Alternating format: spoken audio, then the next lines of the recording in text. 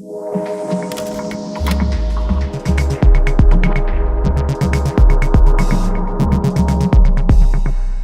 everyone, it's Brian from Archaeus again, and welcome to another audio tutorial for Lens Pro To Go.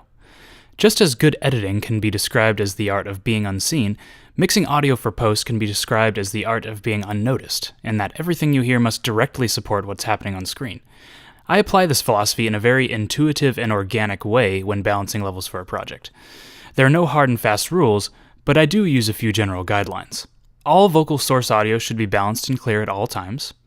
All sound effects and ambience should feel realistic within the scene, and music should take prominence when voices are not speaking, but not overpower any natural audio or other elements being used. Let's take a gander at this minute or so chunk of a finished mix. To help orient you, I've got all the video tracks hidden at the moment so we can just focus on the audio. We've got 2 tracks of source audio on top, one of which isn't being used for this particular segment, 2 tracks for sound effects and natural audio, a mute track for extra natural audio not used in the final product, and 2 music tracks below that. For starters, I'm just going to let this section play. Watch, listen, and take note of how the levels of each element in the mix are adjusted throughout. That'll keep you sane. And this world is crying more and more every day.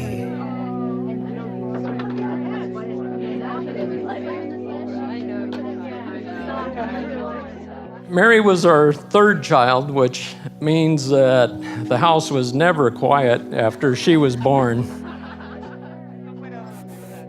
Our 3 kids are all fans of WWE, and I'm pretty sure they were rehearsing for that when they were kids.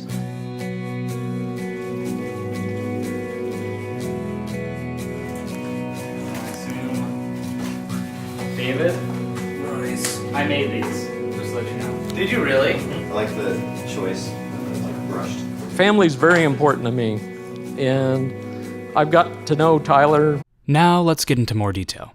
For these first 15 seconds or so before the source audio comes in, you'll notice the lyrical version of the music is playing at a healthy level, but not so loud that it overpowers the background elements on audio track 4. That'll keep you sane. And this world is crying more and more every day.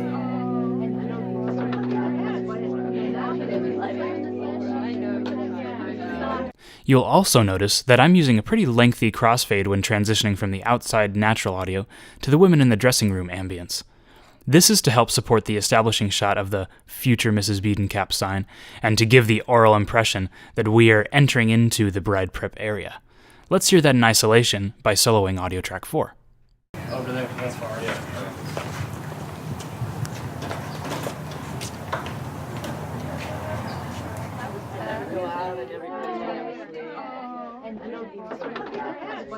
Now, as we approach the entrance of the source audio, you'll notice that we switch to the instrumental version of the track on audio track 7.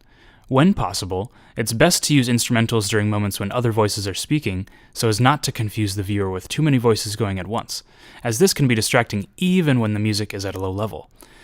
On that note, let's take a listen to this next chunk and hear how the music level is adjusted during this Father of the Bride speech.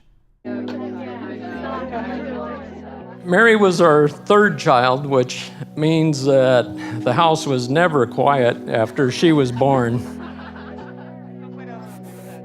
Our 3 kids are all fans of WWE, and I'm pretty sure they were rehearsing for that when they were kids.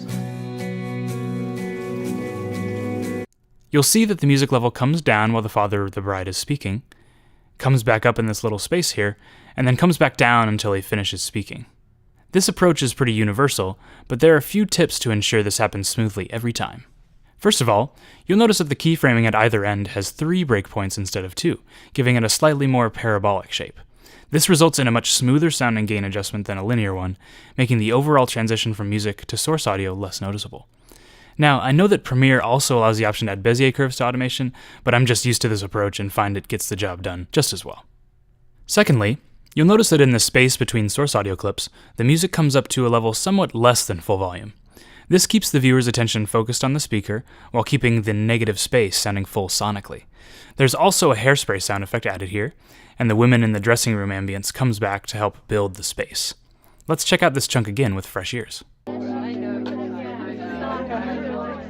Mary was our third child, which means that the house was never quiet after she was born. Our three kids are all fans of WWE, and I'm pretty sure they were rehearsing for that when they were kids. A couple of other bonus details you might have noticed. When the dressing room ambience comes back in, we start with a laugh, almost as if they're laughing at the father of the bride's joke. Also, you'll notice that the overall level of the sound effect drops slightly over the course of the clip, helping to set us up for the scene change to follow. Now let's listen to this last little bit.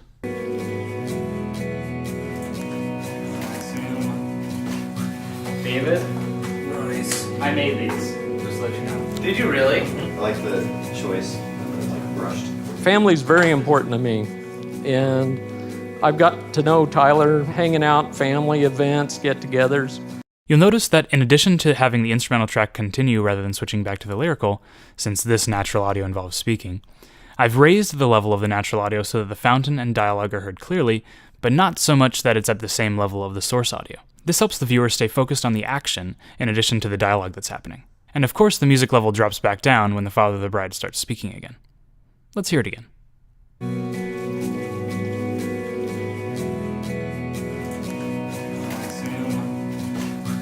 David, Nice. I made these.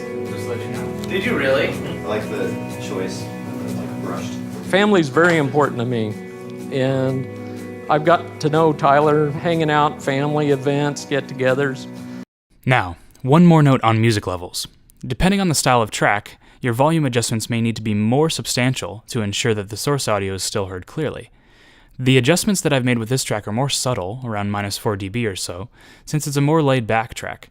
But with higher energy tracks, you might need to turn the track down by -10, -12, maybe even -20 dB sometimes. In all cases, just make sure it's whatever the track needs to be adjusted by so that the source audio is heard clearly, and make sure your fades happen gradually so that the transitions don't feel jumpy. Thanks for joining me on this mix-level balancing journey. If you have any questions or suggestions about other audio topics you would like to see covered, please leave them in the comments below. See you in the next one.